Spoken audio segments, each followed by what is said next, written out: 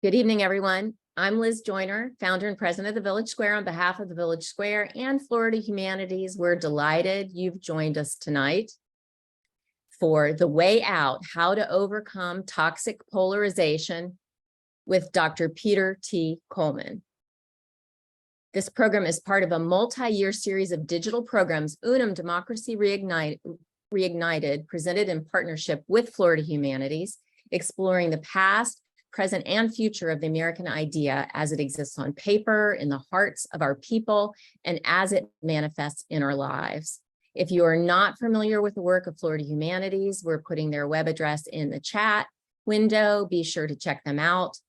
This year, they're celebrating their 50th anniversary.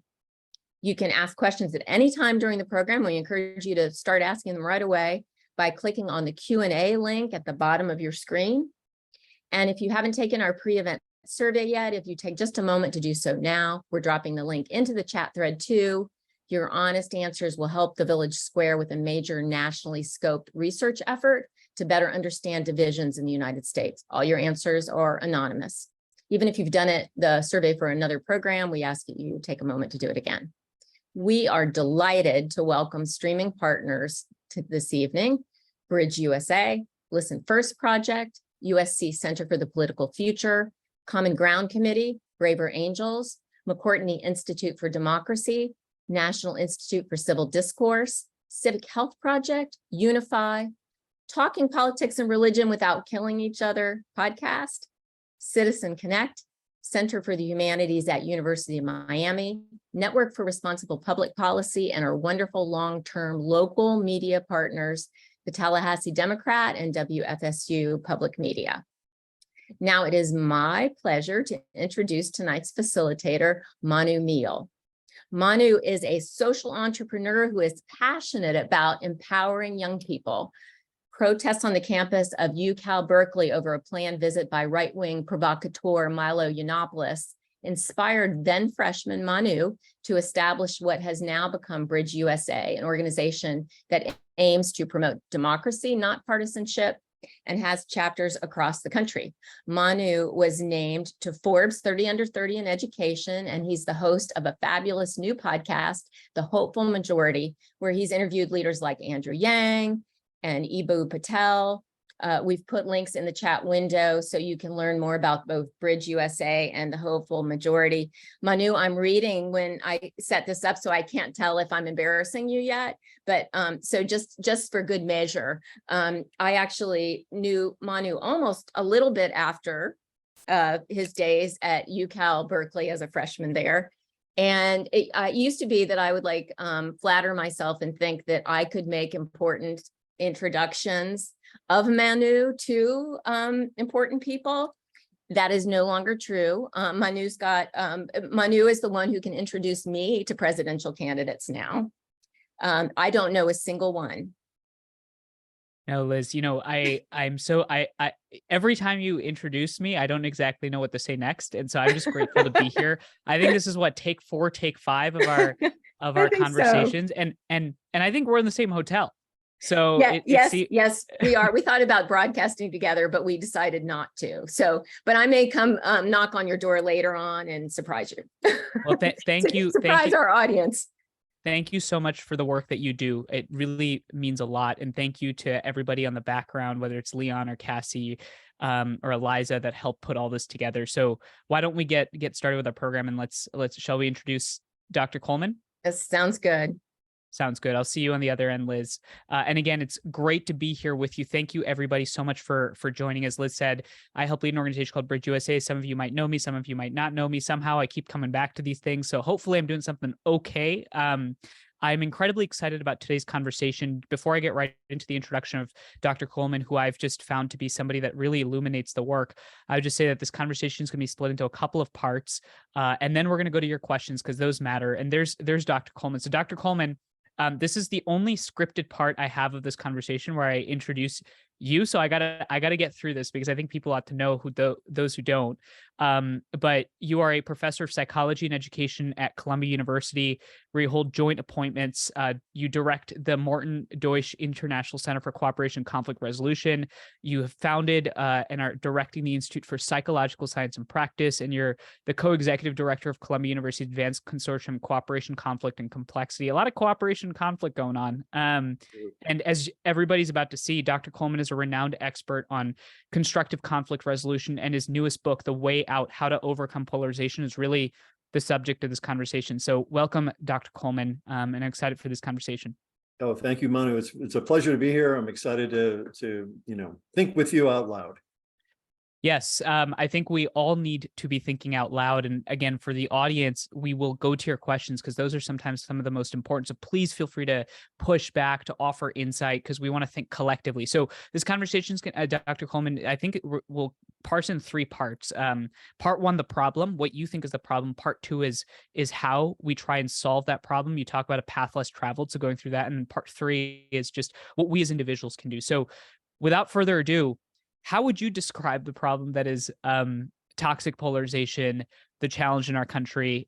What is your assessment of where we are as a country, and how would you describe that problem? Thank you for teeing that up. So I see the problem as acute. I think that there are smart historians, John Meacham, Doris Kearns Goodwin, political scientists, Barbara Walter, others, that really are seeing the probabilities of a civil war occurring again in this country as too high, that there's a decent likelihood of that. And what Barbara Walter argues is that, civil war is not going to look like it did in the 1860s. It's going to look like, violent groups, military groups, anti-government groups, and others taking out power substations and, well-armed militia in a country where we have 340 million guns that we know of. We're a well-armed society. And you have, I saw today a statistic that there are, I think, 702 anti-government hate groups that are organized and being sort of tracked and monitored by the FBI. So, it's a difficult time. It's not a simple problem to talk about, but Sure. It has a long trajectory. We started to get worse on this dimension in the late 1970s, and it just continues to get worse in terms of how people feel about them and versus us, and also as we see in Washington and state politics, it's obstructionism that happens, the vitriol that we hear in political rhetoric.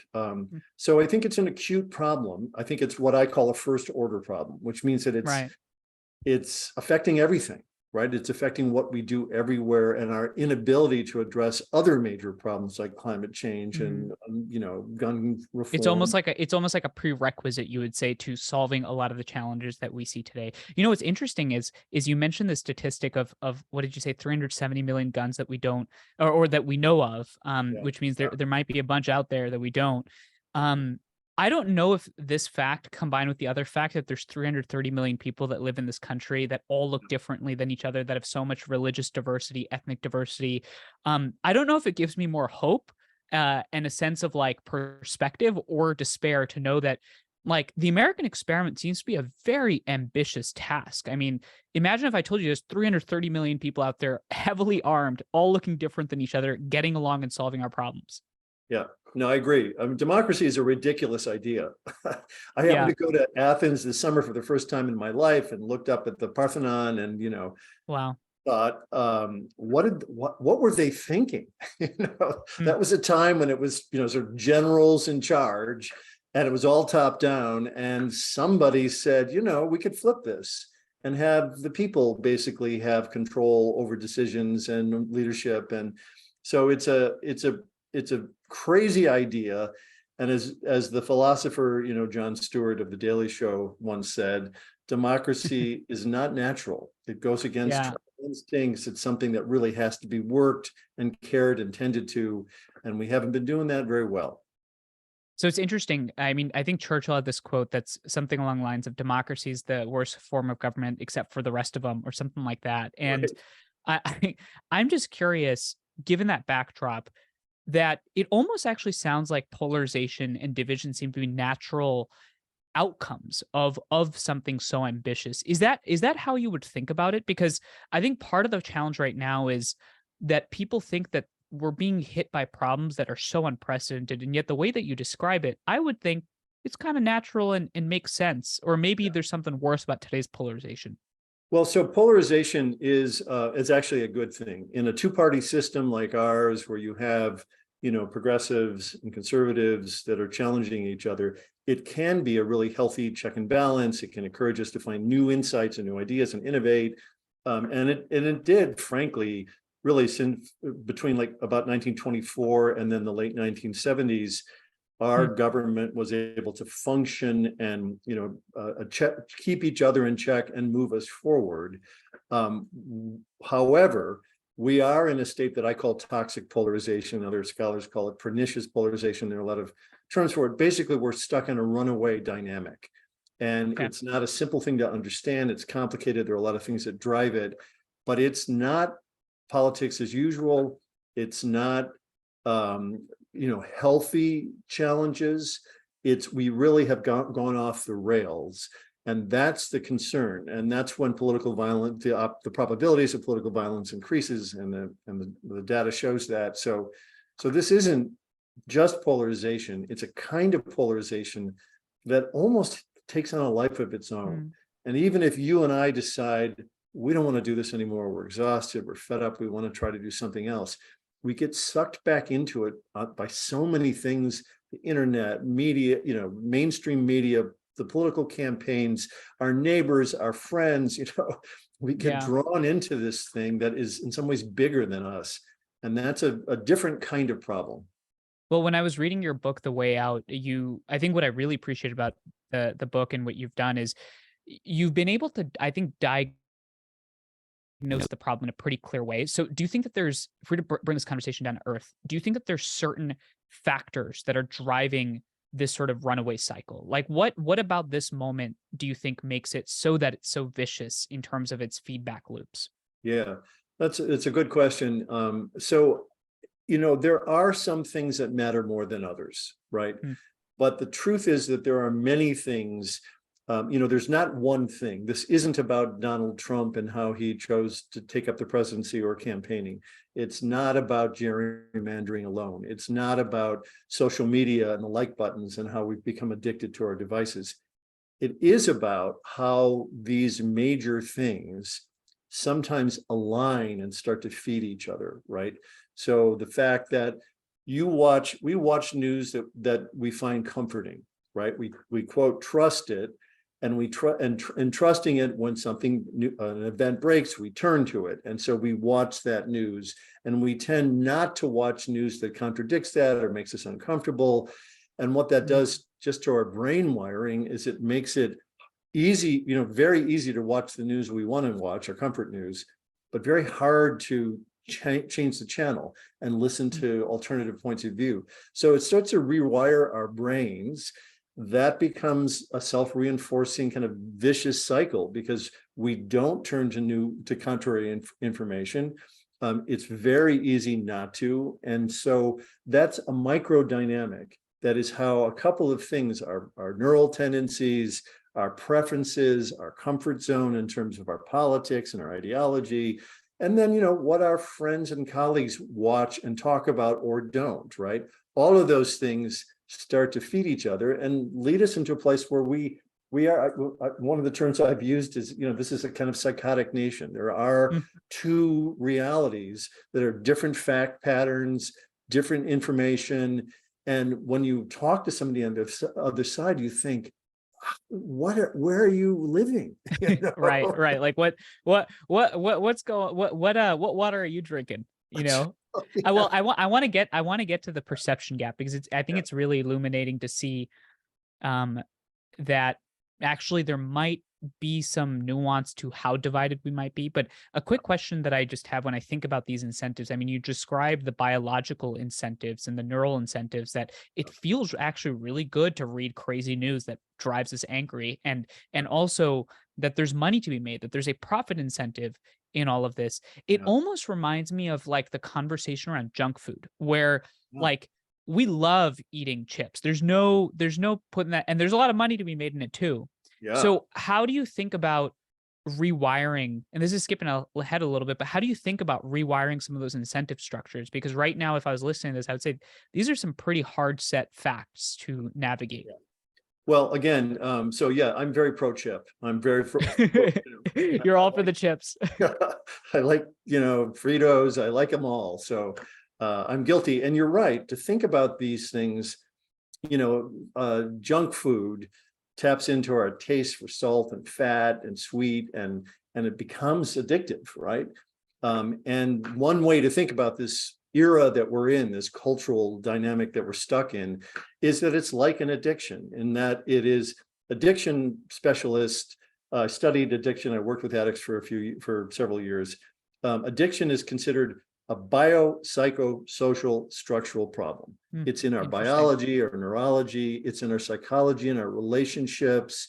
It's in the structures of the inequality and our inability to get jobs, or it's on multiple levels. And so what the AA movement understands is that even if an addict wants to change, they oftentimes can't. There are just too many components that trigger them and move them back into the addiction. And that's a decent metaphor for what we're struggling with, right? The individual characteristics or consequences of our alienation from half the country. And many of us, most of us in this country, are alienated from somebody in our family. Right. People that we used to go to Thanksgiving with and tolerate or have some laughs with, we can't stand them anymore. That contributes to sort of loneliness and alienation and depression and anxiety and all of that stuff. So these are complicated dynamics that are happening. And so it's hard to kind of essentialize what the problem is. But what we've been trying to do is understand, frankly, study societies that have been here and have managed to get out. What do places like Costa Rica, the Scandinavian countries, New Zealand, Mauritius, and Africa, Botswana, what are the things that they did when they were either in a civil war or on the verge of a civil war or coming out of a terrible time, and actually started to pivot? Like, what were the conditions that encouraged a group of people to sort of say, no, we want to take a different direction? And what was the timing on that? What were the conditions that encouraged that, right?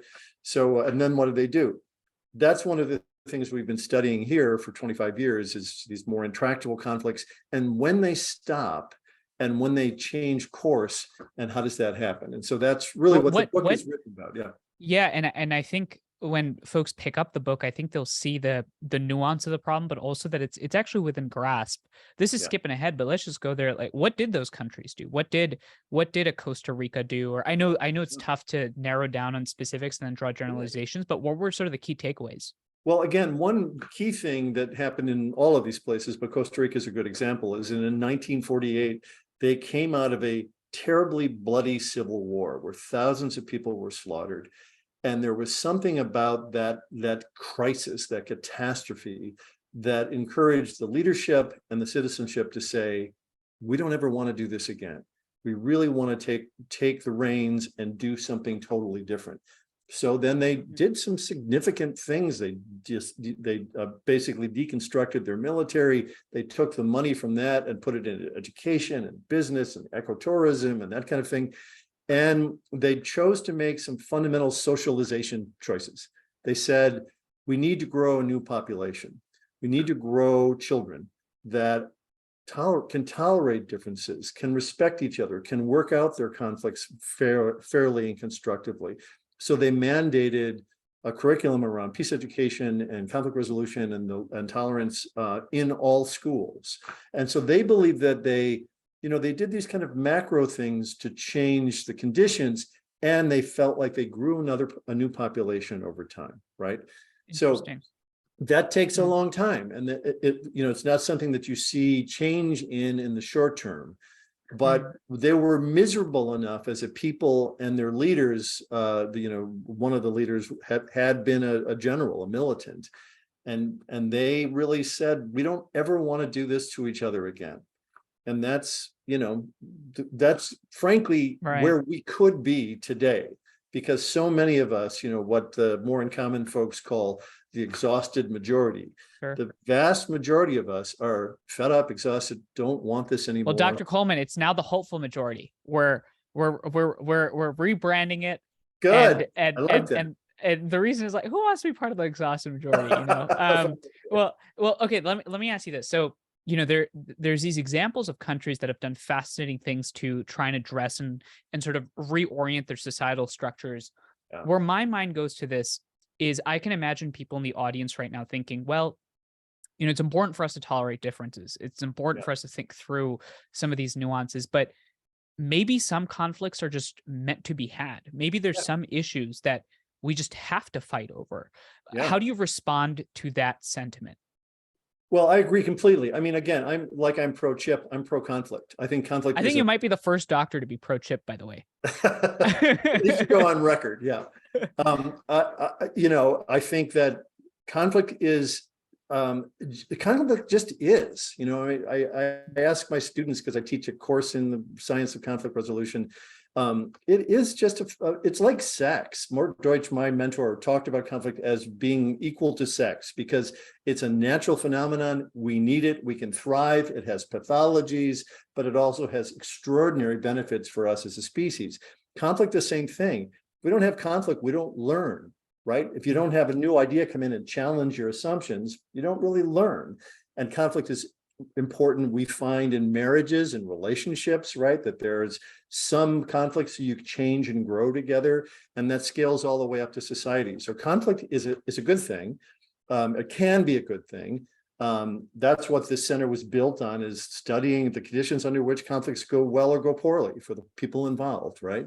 Mm-hmm. And so it's not that, again, polarization is a bad thing. It's not that conflict is a bad thing. They're necessary parts of the human condition, and certainly of progress, right, and change and reform. But we can get off the rails. We can lose the kind of norms and taboos and guidelines. One of the things we studied, I have this team of people that study these sustainably peaceful societies. We had a paper in Nature come out about 2 years ago that compared 15 what we call peace systems, which are societies that are peaceful with a lot of their neighbors, and non-peace systems. And the most important thing was that peace systems are places, and there are scores of these around the world. They're places where there are norms, values, and taboos and rituals that celebrate peace, that really embrace it and recognize it as a value and as something that they're proud of and aspire to. Mauritius is a great example of this. Very proud of the fact that they're the highest, most peaceful nation in the continent of Africa. Think about the mall in Washington, D.C. Where's the peace? There are so many ways that we honor war and warriors and the sacrifices made there. There's no place really where we honor peace and the peace builders and the peacemakers. We're not a country that does that. Culturally, that's a problem, right? That's fascinating. That's Yeah. fascinating. I'm resisting going down a line of questioning that is tangential to your book about just what does that actually mean for the human psychology that we celebrate war much more than we celebrate peace. And I think you could probably find some nuggets in that to solve this problem. Before we transition to sort of how to potentially diagnose and fix the problem, we touched a little bit on perceptions. And, one of these weird phenomena that I experience, and I know many of those listening experience, is that you'll see craziness on the news, but in person, people seem pretty all right. You'll go through rural communities, you go through urban communities, and if you talk to them independently, they'll largely describe similar problems, maybe with different vocabulary or different words. And I often feel like the history of this era might not be written as the Great Divide, but the Great Misunderstanding, which sounds incredibly naive. But could you go a little bit into your research into what the book says about our perception gaps? Yes. Yeah, happy to do that. And again, I think a lot of the work I cite in there comes from the group More in Common. There are others that study misperceptions, but they too have been studying the perception gap. They study polarization around the world and in the US. And one of the things they found, and there is actually a simple online assessment that you can take. And I took it part of what we'll talk about when we get to solutions is Yep. that we've created this kind of challenge, which are small things you can do every day to kind of, think about these problems differently and start to shape new norms and habits for yourself. And one of the things we ask you to do is take their survey, and it's a perceptual survey about how much do you think they, the other party, believe on, what do they believe in these issues? How extreme are they? How active are they? How aggressive are they on these things? I took this survey a year ago when I was developing this challenge. And I knew what the survey was doing. All right. I knew how it worked. I'm a methodologist. I understand those things. And I was still 30% off on my perceptions of the other side. I thought that they were much more extreme, 30% more extreme on average on all of these different issues than they actually are. That's the misperception gap. And that's fed by a lot of things. It's fed by social media and mainstream media, where the more extreme voices get more attention, right? I think there's a study on Twitter that shows that about 80% of the content is placed by 10% of the more extreme and politically engaged individuals. The rest of us process it. So if we're hearing that stuff all the time, of course we think they're extremists, right? But it's not accurate. It's an inaccurate perception, but it is a self-fulfilling prophecy. If I believe you're crazy, then when you lay out your position, I am going to react in a much more extreme way, and we set each other off, right? Right. That dynamic is part of this runaway train. It's a key problem. And there are some simple remedies to it. Just knowing how wrong we usually are in our assessment of the other starts to introduce some kind of doubt and loosens things up a little bit so that we're a little bit less reactive to others.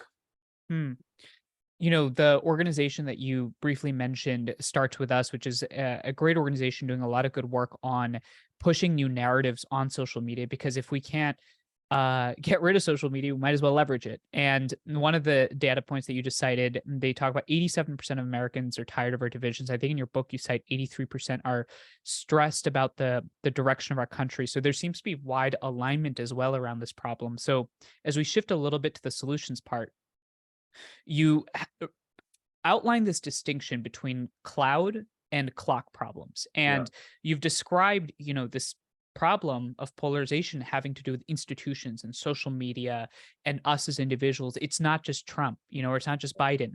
It's a collective. Could you go a little bit into how to first frame it as a cloud versus clock problem? Could you go into what you mean by that? Yeah, absolutely. So this distinction of clocks and clouds has been around for a bit, since the 60s. Karl Popper, who was a very influential philosopher of science, offered us this, and he basically said in science and in life there are two categories of problems. One are clock problems that are fixable, right? They're things that, if your clock breaks down, you can take it apart, you can replace the spring, put it back together, and it functions as it did before.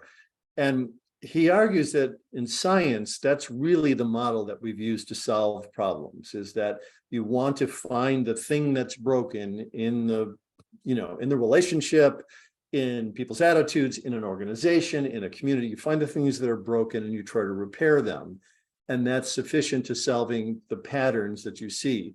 What he argued is that that's a particular kind of problem, and fixes, going in and fixing the clock is very useful a lot of the time, probably the most of the time. But he argued that there are many problems that are cloudy problems. They're not clocks, they're not static, you can't identify the thing or a couple of things to fix.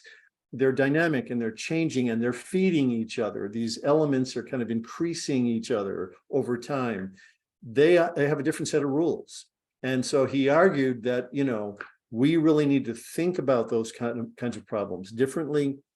And I see this problem as a cloud problem because it's been increasingly worse since the late 1970s on many different kind of metrics, depending on what you're measuring, but simply in terms of our feeling for them versus our feeling for our own group, right?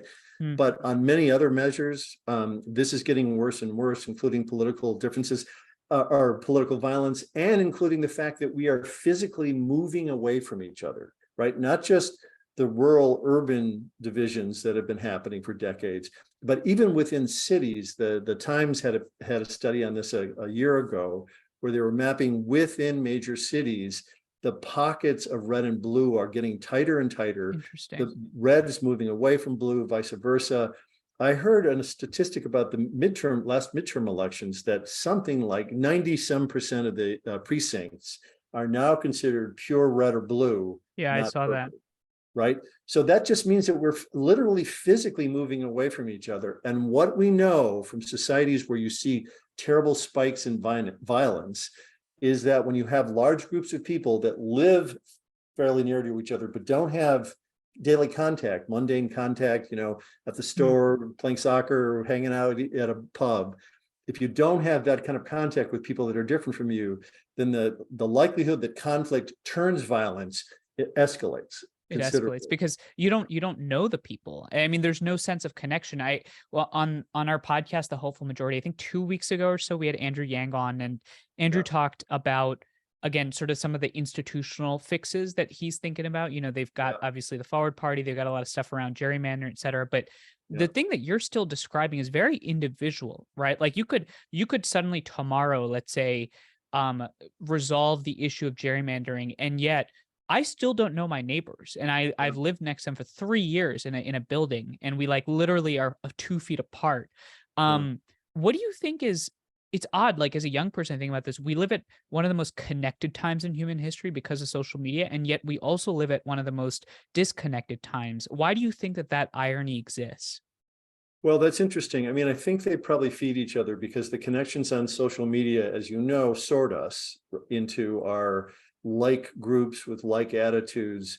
And so there is a tendency in that space for us not to be with people that are different from us, but that are similar to us. So that's part of what's driving it. But I think that there's a great book by Sebastian Junger called Tribe. And it's really a book about vets returning to America and the difficulty coming from a war zone and coming back here and making sense of your life. But also the fact that when they come back, we don't really do anything for them. We don't really welcome them. We don't really understand what they were doing or appreciate what they were doing. We don't provide them with the kind of support that they need to come back and, and basically return to a life here.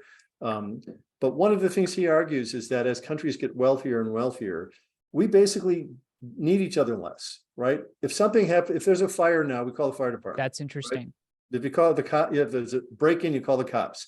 You don't really depend on your neighbors. And the wealthier you get, the bigger your lawns are, the bigger your hedges are, the further away you are from each other. And so there is this tendency that we're losing this profound need that we have for each other. Let me tell you one thing that evolutionary biologists tell us about why humans need each other. Humans and chimps share about 95% of our DNA. So, basically we're very similar, right? And there are people like Franz de Waal that study conflict resolution and reconciliation in chimps, and there's a lot of parallels. There's about 5% of our DNA that's different. A lot of it's just random stuff. It's kind of meaningless. There are two things that distinguish us from chimps. One is this thumb, right? We have this opposable thumb, and this allows us to use different tools to play tennis and all that stuff. The other is that our prefrontal cortex, our cognitive function, executive functioning part of our brain, takes so long to develop. Chimps, when they're born as infants, in 2 weeks have a fully functioning prefrontal cortex, which means they can find food, they can find shelter, they can, they can flee when they need to. They're thinking, right? We take 2 years in order to develop this. And what evolutionary biologists believe is that, therefore, we are totally dependent on each other to survive.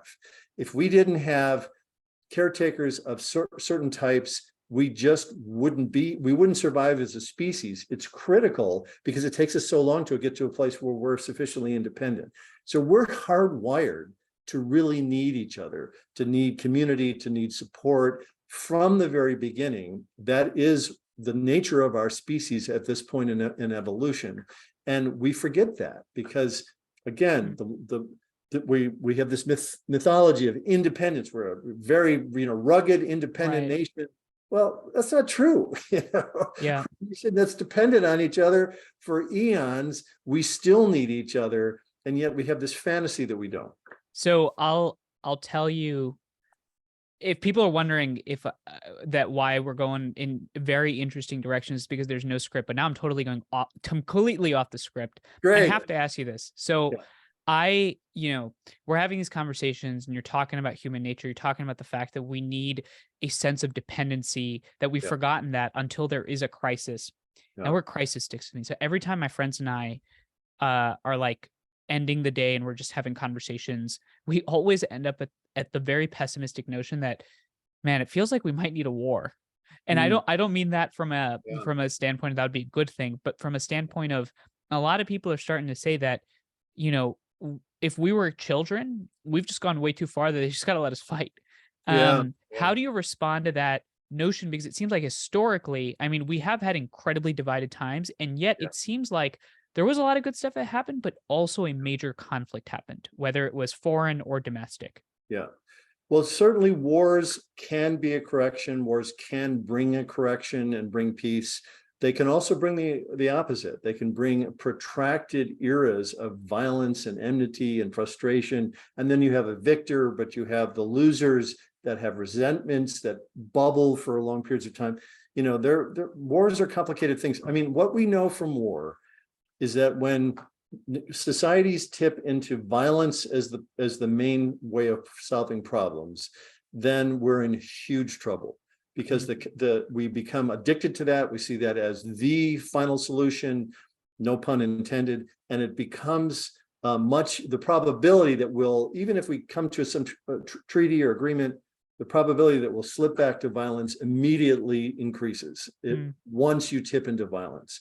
So it's a very slippery slope. It is, if you've ever been in a war zone or experienced anything like that up front, it's a horrible existence, right? Absolutely. Just an unbelievably horrible existence. I met a young woman here yesterday who's a new student in my class, who's a Ukrainian young woman who's just moved here and started a program in peace and justice and reconciliation. And her family is still being bombed there. It's a horrible reality. And I understand at a macro level, it can be good for economics and it can change the game in terms of needs and bringing the country together, but it doesn't always necessarily do that. Think about one thing that I think is interesting is, so there is a whole theory called punctuated equilibrium, which means that most change happens sort of slowly, incrementally. Right. Major change happens after some big calamity and a war can be one, a coup attempt can be another, January 6th could be one, right? But not necessarily. Think about the 9/11 effect here, right? 9/11 happened. There was, I was in New York City. I dropped my kids off for their first day of school that morning. I came to Columbia. Suddenly my lab was meeting for the first time and everything shut down. The phones didn't work. We knew there was a crisis. We heard what was happening. I literally went out and ran downtown to pick up my kids because they were, in chaos in the middle of the school. So it was a huge political shock. It disoriented us. And did it unite the country? No.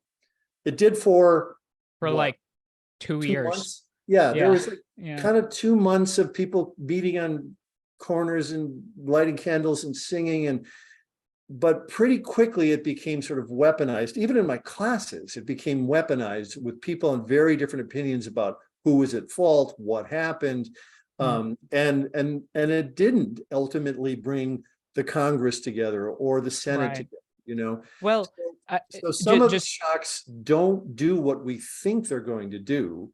That's one of the problems. Yeah, I again, like, out of full transparency, I think most of the people know this by now, but like I was 2 years old, when 9/11 happened, and I was actually living. My parents lived here, but I was living in India, and I distinctly remember now looking back. One of the pictures that people often talk about is that day in the evening. All members of Congress, I think, held a vigil in front of the Capitol. And it was a fascinating instance of not just bipartisanship, but humanity. Yeah. And I guess my question for you is that you've set up this very complicated situation that has a biological tendency to it, that has an institutional tendency to it. And so you've really set up a real problem to solve. And so I can imagine right now that I'm listening, I'm like, well, Dr. Coleman, Good luck. yeah, are Good you, night. I know you've written your book and I'll Yeah. read it, but man, I'm in a tough spot. So Yeah. it seems like some of the stuff that you've been doing, for example, like the political courage challenge that you referenced earlier, Yeah. is stuff that people as individuals can take. Let's transition a little bit to individual action. What do Sure. you think are the things that we as people can be doing in our daily lives, Yeah. given that there's a lot that we can't control? Yeah. Yeah. Yeah. And again, I don't want to be overly pessimistic. I think this is No, I think it's important. yeah, It's I think important. it's a serious, urgent problem. I think we misunderstand it because we think it's it's a clock problem. We can Yep. go fix gerrymandering or bring back some regulations on the internet or on media. We can do these things and it will change the dynamic, but it's a bigger problem than that. So how we understand the problem is really important. And I want to say that the reality is we are in the midst of a major political shock, right? Of politics, the intensity, January 6th, the indictments against Trump, what's happening with the Supreme Court and some of those decisions. We are at a Sure. time of tumult, and we're just coming out of COVID, really, where Right. millions have died, many unnecessarily, an economic downturn, a time of racial reckoning and awareness from white folks like me of racial injustice at a different level. We are a nation destabilized. That is ultimately a promising time. That's the interesting part. I would love for you to emphasize this further, that actually this offers an opportunity. That's what, so there's a people in international affairs that study something called ripeness. And it's when you have warring parties, they're trying to kill each other. How do you ever get them to the table to start to talk about negotiations and peace and treaties? And there's the primary theory on that is something called ripeness theory. And it is when you have enough people that are fed up, exhausted, and miserable, and they really don't see a way, a violent or contentious way out of this. They feel trapped. It's a stalemate. And that's where we are as a country. That is oftentimes a necessary condition. What you also need is the question you're asking me right now is, what do you do? What's the alternative? What does something else look like, right? So I think that's a really critical thing to move to. It's why I wrote this book, because I feel like it's helpful to understand the problem. There's a lot of people writing great stuff, Ezra Klein's book, others writing great stuff about the problem. Sure. But there was not, I think, a sufficient information about what the science has told us of societies that have pivoted and got out of traps like this. What do you do? And so that's what I would like to talk to. Maybe one way I can do that, if it's okay, is just to tell a quick story. Absolutely. And before you tell that story, I would just remind everybody that please feel free to submit any questions that you've got for us, because we will try to get to as many of them as possible, because we're trying to think through this together. So go ahead, Dr. Coleman. Yeah. Yeah, I want to make it kind of real and tell you how I did this. Please, right? please. So I published this book the way out 2 years ago. Then last summer, I started to think about me and how I live my life, and am I using these things practically? And so one of the things that had happened is I started to kind of just think about who in my life am I alienated from because of politics. And one person really came to mind, which is, so I live on the Upper West Side of Manhattan. I live in a building, and there was a man that I've known for 15 years, known him to be a father. His kids seem lovely, grandfather. I've seen him, a decent guy. He's a businessman. But sometime a couple of years ago, he started to talk to me about his politics. And my view of his politics was that they were fairly insane. Like he would say, if I may, things about Putin and supporting Putin and think he's a great leader. And for me, my reaction was, don't want to have these conversations. It felt it's just like he was trying to provoke, he was trying to trigger me.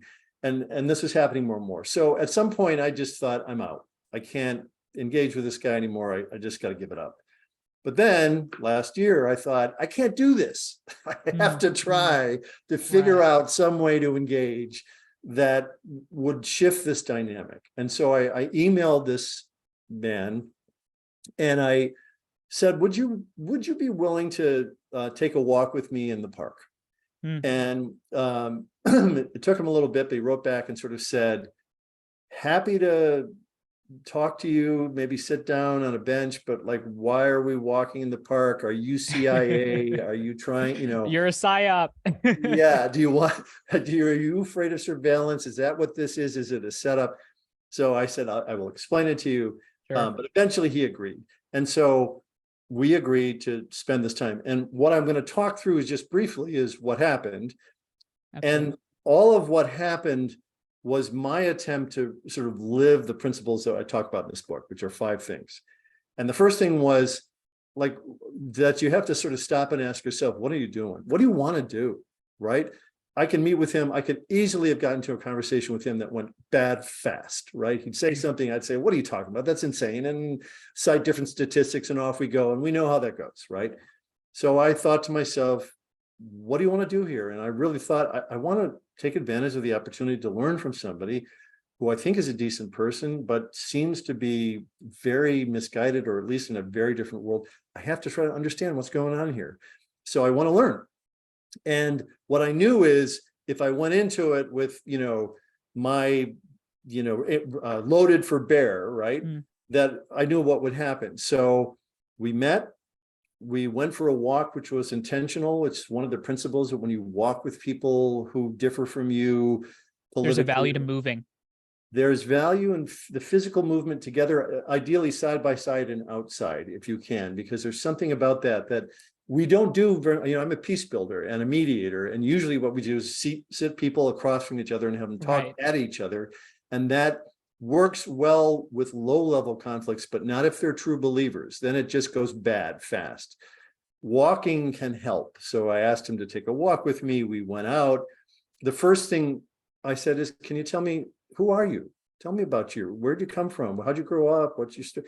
So he told me his story, and it was actually very interesting and nuanced story. And suddenly some of his values and connections to more conservative politics made sense to me. I understood what the connections were. I did the same. I kind of told my story. We found some common ground, which helped. And then he said, so tell me, what do you want to talk about? And he said, I know I'm probably the only Republican that that you want to talk, that you can talk to. And I said, well, not really. And he said, I'm probably the only Trump supporting Republican you know. And I said, yeah, that's probably true. So I said, can you explain to me why you feel so strongly about him, so much support for him? And then we continued to walk. And I would say for the next 15 to 20 minutes, he went through and got very passionate. The talking points that came from Breitbart and Fox and other places about the conspiracy theories and George Soros. And he really went into these things. And he was expecting me to say, you're wrong. I got it. I'll tell you why. Which is an urge that many of us find relatable. Immediately, you feel compelled to do this. But I was intentional about, I wanted to try to understand this and hear him out. And so I didn't. All I did is I asked clarifying questions. So you're in your community, you can do this, but not this. And okay, that's interesting. And just went on. And I allowed him to talk and listen to him. It really was tracking. And what happened, ironically, is that, well, first of all, let me preface one thing. Before I met with him, I was sick to my stomach.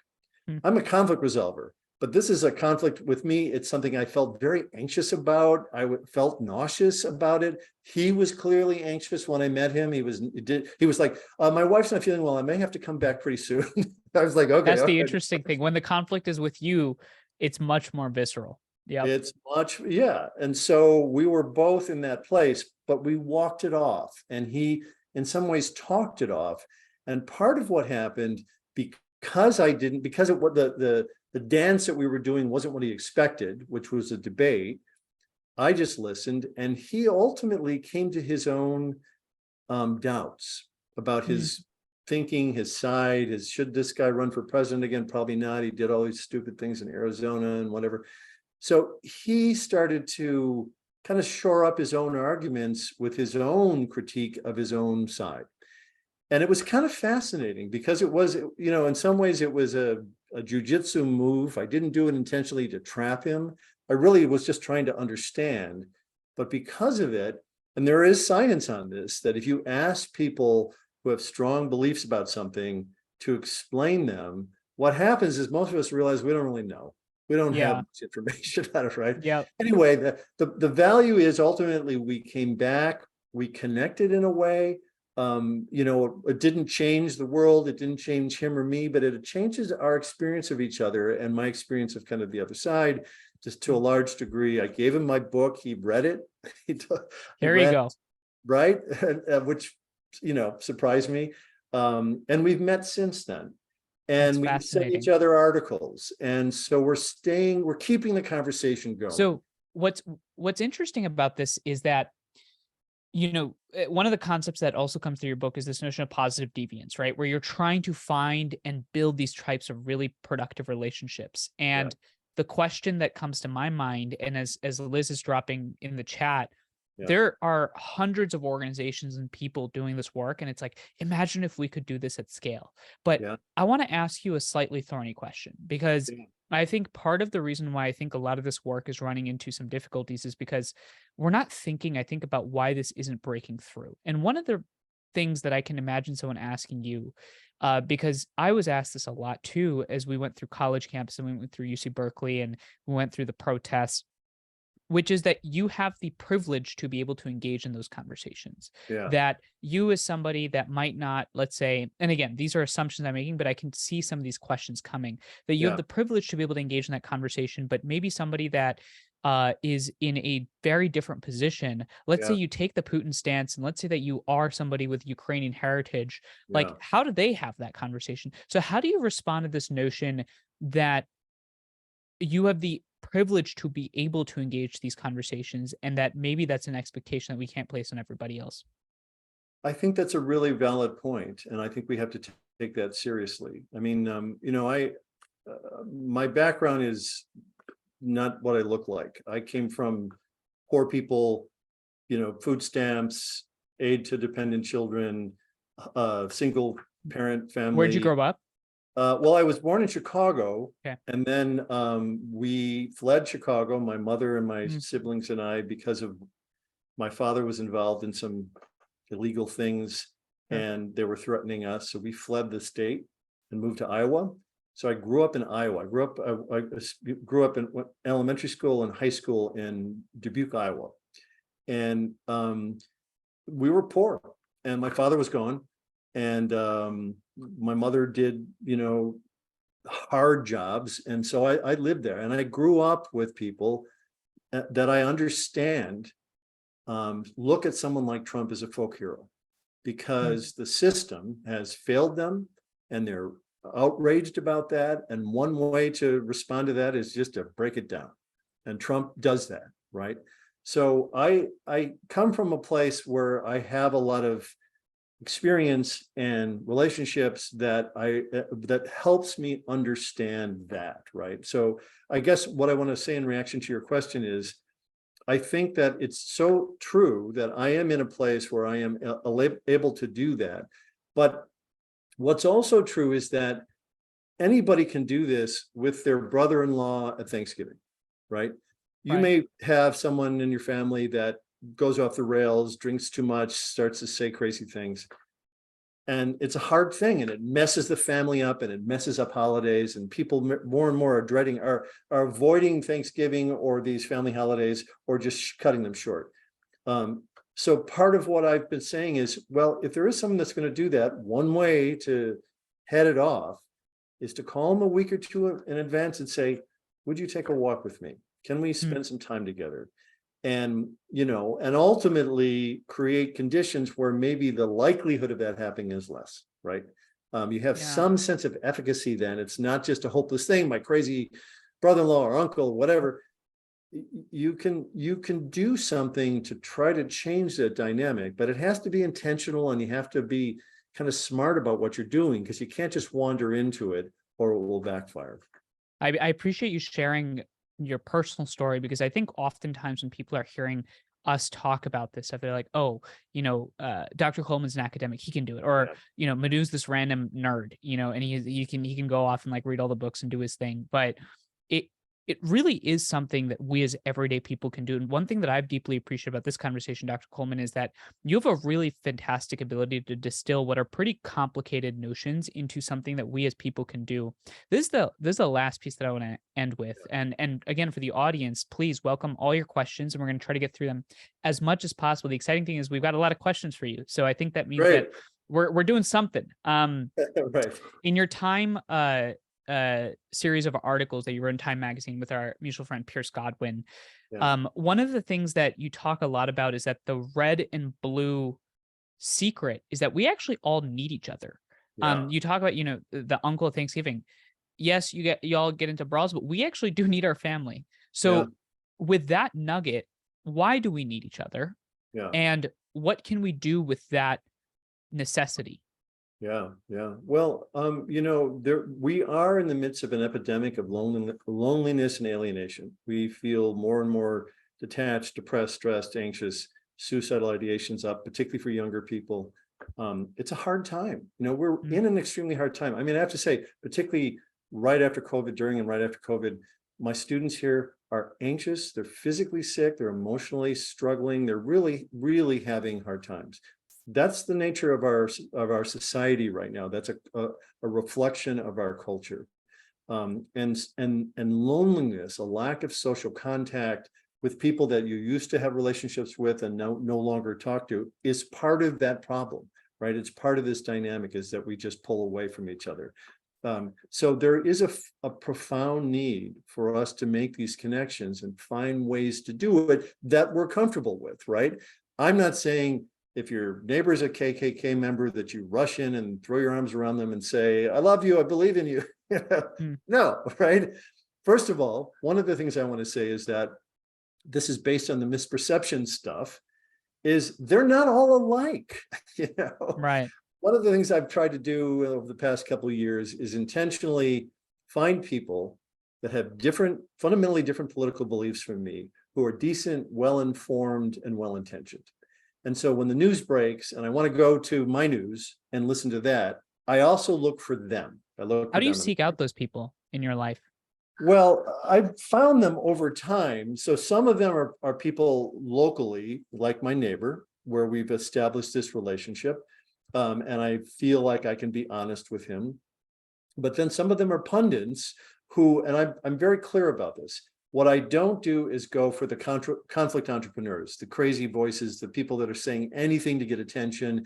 And there are a lot of politicians that do that. And there are a lot of certainly media people that do that, and social media people. I don't do that. It's not helpful to me. But I do find people, for example, one of the things we haven't really talked about, but there is this thing in Congress called the Select Committee for the Modernization of Congress. And now there's a thing called the Bipartisan Working Group, which has been there for a while. And these are people that are good people. I met the Bipartisan Working Group this summer and talked to them about this stuff and listened to them. And, there are people living under very difficult circumstances right now. Some of them have to travel with armed guards. They have death threats, right? That's led by Derek Kilmer. They have death threats. Yeah. Kilmer he said this summer, 3 warrants out against people that, are basically stalking him and threatening his family. So they're living under extremely, extremely difficult circumstances. 2 of them said to me, I would resign today because this job is horrible right now. And he said, if I go to a town hall, I get attacked. If I'm on the street, I can get attacked. They said, I would leave today if I felt like somebody decent would step in, but they're not. So I'm stuck here. And what I'm trying to say is that these politicians in the epicenter of political polarization in this country, Congress, where January 6th happened, and where many of them had to barricade themselves in their office to survive, they are coming together and making a difference and figuring out ways to change the culture in Congress and to find bipartisan solutions to our problems. And they're doing that. There are what we call positive deviants. There are examples of groups under the worst possible circumstances coming together and in good faith making good progress. That's hopeful. We have to do that. And so finding groups that are doing that effectively is one way to start. And that hopeful minority of people is actually a majority, because I think most people, especially folks listening to this, but I think most people out there are on the same page in that they want to live in a country where their kids do better than themselves. They want to live in a country where we all feel respected. They want to live in a country where they can walk and move with their neighbor and find those positively deviant interactions that make them feel better. And one of the things that inspires me is, I mean, when I started this work, or as Liz was saying, as a freshman year, Dr. Coleman, in 2017, since then, I mean, I've only seen an uptick in the level of individuals, powerful folks, people across the political spectrum getting involved and taking action. And I think it's within all of us to take that action. Before we get into the Q&A, I just want to flag again the challenge that you and Start With Us have worked on, called the Political Courage Challenge, because it's something that anybody can take. Is that right? Yeah. So what we've done is just, there's this book, and the book has 5 kind of scientific principles that we think are helpful. But again, nobody reads books anymore. And so we said, all right, so if you read books. Okay, well, you and I read. There are some handful, but you know what I mean? It's not for everybody. No, I know what you mean. So we thought, how do we make this useful to people? How do we really help them try it out? And so we created a challenge, which is a 4-week thing. And we're setting it up so that if you register for it as of October 1st, you'll get a text every day, or you'll get an email that says, okay, follow this link and here are 3 exercises. You can try any of them. And it's as little as 5 minutes a day. First week, you reflect on you and your tendencies, your more divisive tendencies and inclinations, and your perception, misperception, that kind of stuff. The second week is important because it's about your friend group, the people that you're comfortable talking politics with, but who, frankly, you're not probably very honest with anymore, because that's what's happening more is that we're very careful with our in-group to not cross a line or say something that they're going to doubt or challenge. So how do you reintroduce nuance and honesty and tolerance in your own in-groups? Third week is how do you reach out across the divide? And the fourth week is identifying these groups, these thousands of bridge building organizations that are in almost every community in this country that are already bringing people together, oftentimes in service of local concerns. These groups come up and they say, there's something happening and we need to come together across the political divide and deal with this issue of taxes or water or, life stuff, jobs, homelessness. They find ways to come together. So that is a very promising thing. Practical thing that people and the challenge just gives you a daily thing to try out, to start to develop new habits and norms, ultimately that can help us grow a different type of society over time. And I think we need all types of those different interventions, especially given sort of the complexity and the cloudiness of this problem. Amen. And there are no magic bullets. It's going to take, business, it's going to take government, it's going to take politicians, it's going to take teachers and educators, and it's going to take us as individuals coming together and saying, all right, we've had enough. We're going to try something else. And that's the most important thing, is it's individuals. And the secret, by the way, is that the first part of your book is called The Way Out. There is a way out, people. And the question is whether or not we're willing to take that. So it's time for questions. I want to get right to them. Let's try to be as quick as we can with these questions, because there's lots. And I appreciate Eliza and Liz and Leon working to put these questions on a list for me. I'm going to try and group some of these so we can get through as much as possible. So one category of questions that I'm seeing here are people asking stuff along the lines of, is it futile to even try to get along with people that don't want to get along with you, or whose only goal is triumph? Or another version of this question is that, do we actually need to bother working and being around people who think differently than us, especially if they're advocating for, things like violence? Yeah. I think that's a great question. Where do we draw the line, Yeah, again, so Unfortunately, more and more of us are really seeing the others as immoral, right? Something like 72% of Republicans and 60 some percent of Democrats see the other side as immoral, which means that there's like a disgust factor, and we're not willing to do that. So here's what I would say. What I wouldn't ask anybody to do is to jump into a conversation over Trump or the Hunter Biden, or I just think that there's nowhere to go with that. I think what we have to do is start to find the human in the other, right? And so that's why when I went for a walk with my neighbor, the first thing I said is, who are you? Where did you come from? What's your story? What are your children doing? And I shared the same thing, because I think that's where people have to start, right? What do we have in common? How do we differ? That kind of human story, the Dave Isay's One Small Step group does this they bringing red and blue Americans together and on conversations on radio, and then they share snippets of it. And what they don't do, what they say is, don't talk politics. Don't start there. Right. Just tell each other your stories and what life events have happened recently that are important to you. Like, what are the meaningful things happening to you that you want to share with somebody? Talk about those things, because we know people differ on the issues, and most of us don't know much about the issues. There's a complicated, immigration is an immensely complicated thing. And some of us also just don't care.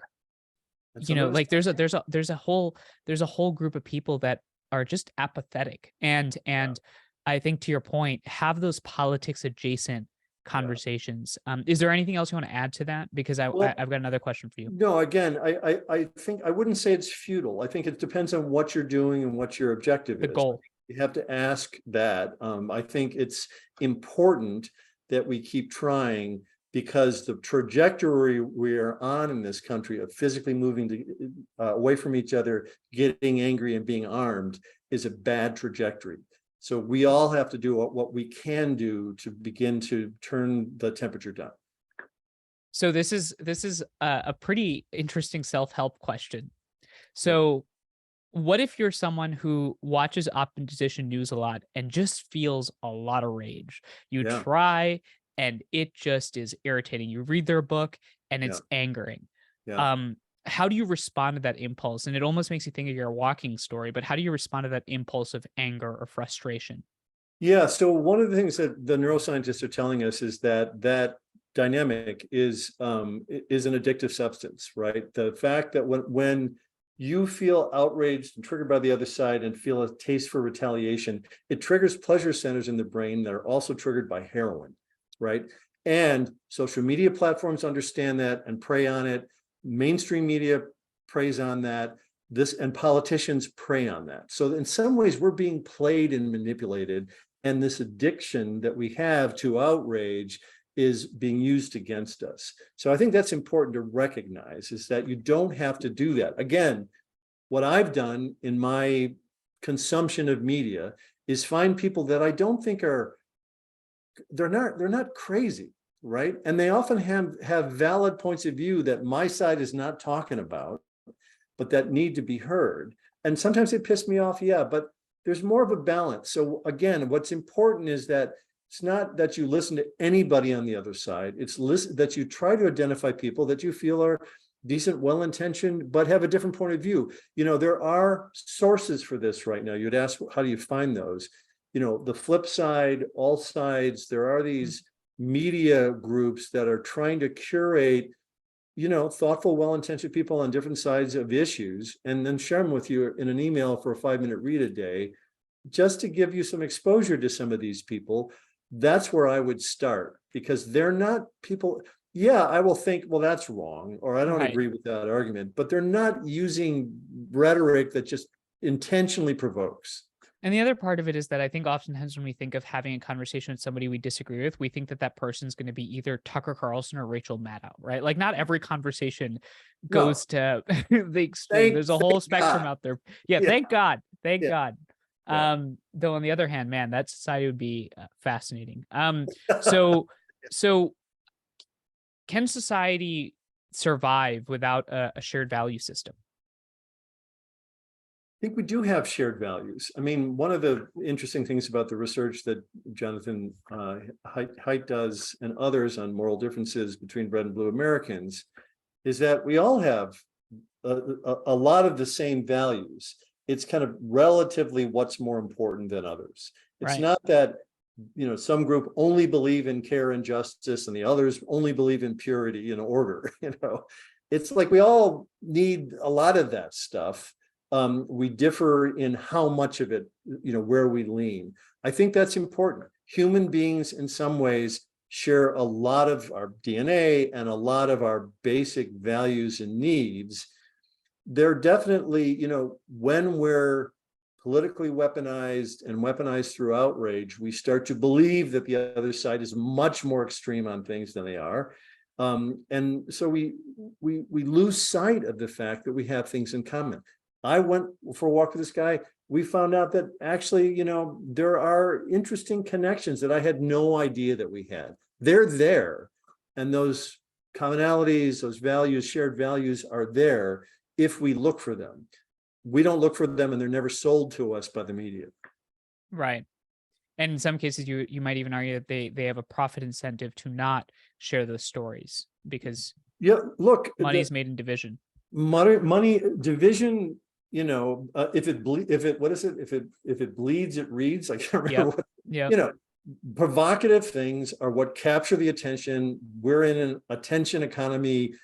People need to be drawn. You know, these companies, social media and media companies and politicians believe that the more provocative they are, the more contentious the content, the more we stay on their platforms. And there's evidence that that supports it, and it's toxic, right? And it's contributing. So it is their business model. Facebook has known for a long time, the leadership in Facebook, that they're of the consequences of what they do, not only in genocides around the world, but also in polarization and then alienation and depression and those kinds of things. But it's their business model. And so they're unwilling to do what needs to happen in order to safeguard the population. That's a crime. And I know our mutual friend John Haidt has a lot of work on this, where he's really hammered pretty intently on the fact that there's a real crisis that needs to be addressed in the context of social media. So, you know, we've talked a lot about individual actions. Let's get back to the level of legislation. So one of the questions we have is about whether or not we can legislate our way towards interconnectivity. And an example they use is, you know, can we mandate potentially that people within a certain proximity from one another must meet certain demographic variation? Is that possible? Yeah, it's a great question. And other countries have done that. Botswana did that when they achieved independence. They forced members of different ethnic groups to every 7 years, if they're civil servants, requirement of the, which is like 50% of the working population, a requirement is that every 7 years they move to a different part of the nation and basically become ambassadors for their group, right? And so, and they believe that's been helpful. That's been it's not convenient, but it's been helpful in mitigating inter-ethnic tribalism and violence that happened in the other places like Angola and Mozambique that got independence at the same time. So they've seen that kind of policy helpful. It's a tough thing to do. Here's my challenge right now. When Biden was elected and was in a transition team, they reached out to me through Tim Shriver and Unite and said, what should we do? We want to do a unifying America, bringing the soul of America back together program. And I said, you can't, because you're the problem for half the country. Have taken this position illegally, all of that stuff. You can't do an explicit thing like that and not just have half the country show up. But what you can do is not make it worse through vitriol and rhetoric, and to start to work on the kind of longer term things. So the government in many ways is constrained. What Congress is doing is they're trying to work within where they have latitude. How do you change the culture of Congress? How do you change how they do problem solving? That's what they're doing. They can't change the party system. It's beyond their control. So they're finding where they can have an impact. And I think that's really important because, my recommendation to Biden was, you can't do this, but you know who can? So there's a great thing that's happened. I'm sure, Monty, you're aware of this. Report came out last week or 2 weeks ago. There are these volunteer organizations in the country, right? Habitat for Humanity, the YMCA, WCA, Mercy Corps, all of these groups. These groups do good work for communities, right? They build homes for the poor in their neighborhood, right? That's what Habitat Humanity is about, helping house the homeless or the, right? They're not there to bridge political divides. But what these groups have been doing is they've been meeting with a group called Convergence to think about, is there ways that when we bring these people together to do good work for the community, that we can think about who we bring together and how we do it in ways that help start to increase connection across differences, right? And have some intentionality to that in a way that doesn't mess up what they're doing, right? Because you can overplay that hand and then people get suspicious about building homes for the poor. That would be a disaster, right? So how do you use this infrastructure we have of volunteerism, which this country has a long history of, and a huge infrastructure for, and how do you intentionally start to introduce different people together so that they're working together and have a different experience of each other?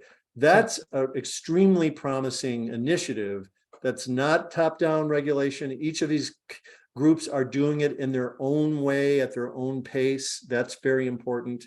But it is an example of something that's out there, this volunteerism process, that can be better marshaled. It can be married almost. It can be merged into this process of creating more interconnectivity. I have to say, as a board member of Convergence, I would say that folks, if they don't know the organization, Convergence has a lot of these interesting dialogues with top level stakeholders. They're doing one on digital discourse. It's going to meet on September 21st. There's a lot of groups and efforts like this. In fact, I think the Village Square team has been putting different organizations in the chat. You in the audience has the ability to take action because it's going to take all of us. It starts with us. Man, I should start raking in this commission. All right. So I've got two last questions for you. One is on similarly along the lines of sort of the privilege question I asked you, which is, how is healing possible if one group says to another that you can't exist, or that you can never understand my experience, or you're not welcome in my circle?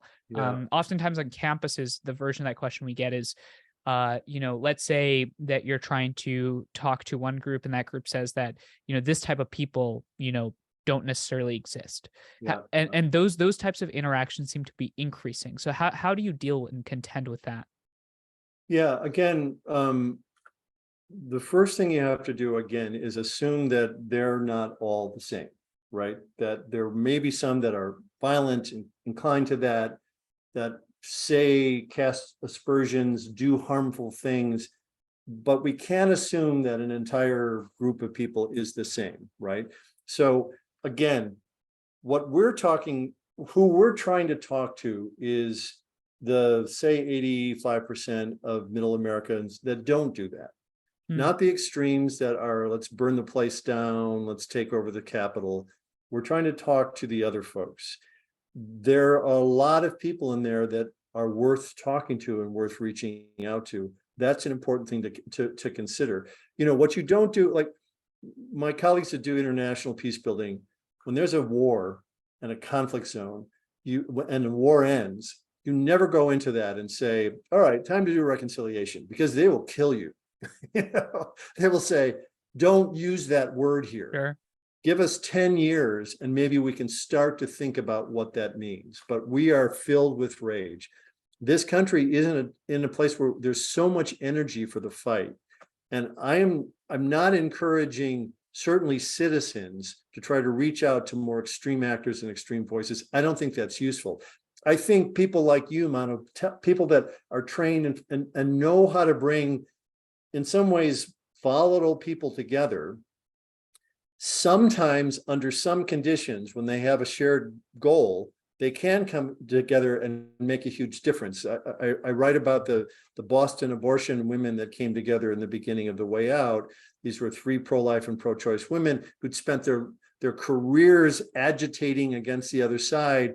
Then there was a horrible violent incident and they said, okay, we're somewhat responsible for this. We have to figure out a way to talk to each other. It was hard work.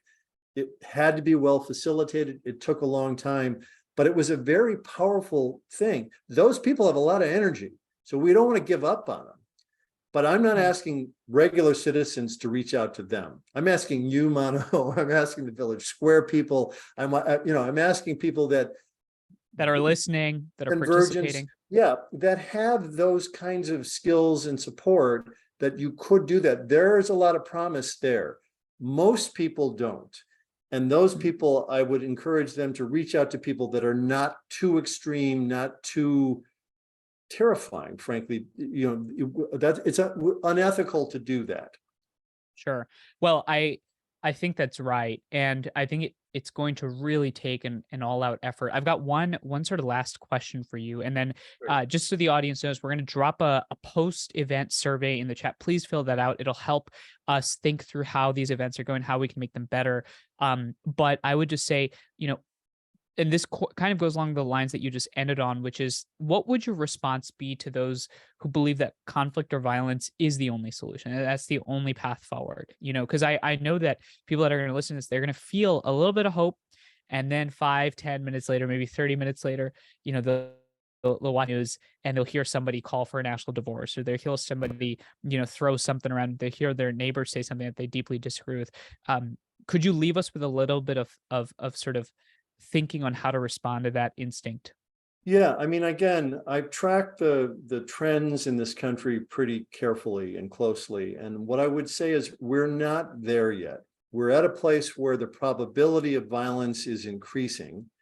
And hopefully the security apparatus of this country, the FBI, the police, sheriffs, are monitoring and doing the best they can to constrain that and contain that. That's their job. They're using kind of pro-social force to constrain that capacity. Our job as citizens is to grow an alternative, to grow a different kind of culture. And in doing so, you basically reduce the support for more extreme actors. If your brother is starting to gather weapons and talk about something, the onus is on you to knock on his door and say, I love you, and I can't support you on this. I really have to push back against you. That is our responsibility. That's what we can do to mitigate that kind of harm. Yeah, I think that's powerful, and I think it speaks to the urgency of the moment. And again, we're gonna drop the link in the chat if you can answer the questions while we're finishing up tonight's program, this last question.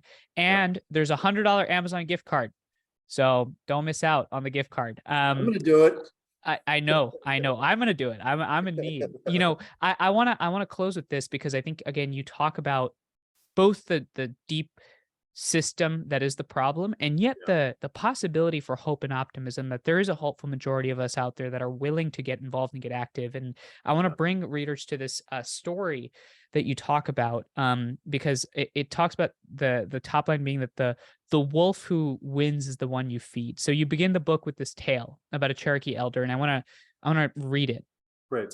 A fight is going on inside you. It is a terrible fight between two wolves. One wolf represents fear, anger, envy, greed, arrogance, and ego. The other stands for joy, peace, love, hope, kindness, generosity, and faith. The same fight going on inside you is inside every other person too. So the child thought about it for a moment and then asked, which wolf will win? The old man replied, the one you feed. How do you think about that in this moment? Again, we all have all of that in us. And that's the profound question of the day, is there's so much pulling us towards the fight and the arrogance and the resistance and the attack. And yet that what happens when you do that is the other side of you is diminished and dwindles. Gandhi knew this. Gandhi knew the consequences of violent actions, that it has a negative effect on us and our relationships and our communities. We have to shift the balance. We have to really spend more time thinking about how do we feed this other. Doesn't mean we have to give up the wolf. Doesn't mean we have to give up the fight. It does mean that violence and tipping into that is a pathology. It's a dangerous path to take, and it would, bring dire consequences to our society. Well, Dr. Coleman, I just want to say that I deeply appreciate your time, and I also appreciate the level of candor and honesty, and also just simplicity with which you articulated a lot of the concepts in the book. And I think people find that relatable. And also for your vulnerability, I just want to remind everybody again that the link is in the chat, The Way Out, How to Overcome Toxic Polarization. And if you're somebody based in Tallahassee, there's a local bookstore that you can pick it up at right now. And so I deeply feel that it's important for us to be able to understand these problems. And so I think your book does a really good job of that. Mano, I really appreciate it. And I want to thank you. You're fantastic. It was a pleasure to talk to you about, you bring such information and important references, but also just a lightness in your touch, which is fantastic. Thank you so much. Thank you for your time. And I just want to leave folks with two other quick things.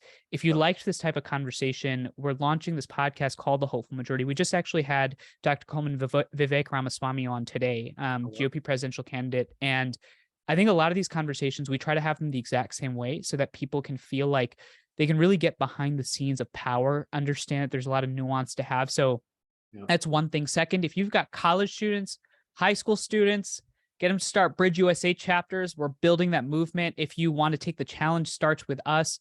The Political Courage Challenge that Dr. Coleman has created. There's so many other organizations out there. If you're based in Tallahassee, check out the Village Square. And finally, I just want to thank Florida Humanities, the Village Square, myself from Bridge USA. Thank you, everybody, for another wonderful program. And your attendance and participation is what keeps this program going. And I want to thank Liz and Leon and Eliza and everybody else. Thank you, Dr. Coleman. Thank you so much. I support everything you just said. Take care, everybody. All right. Be well.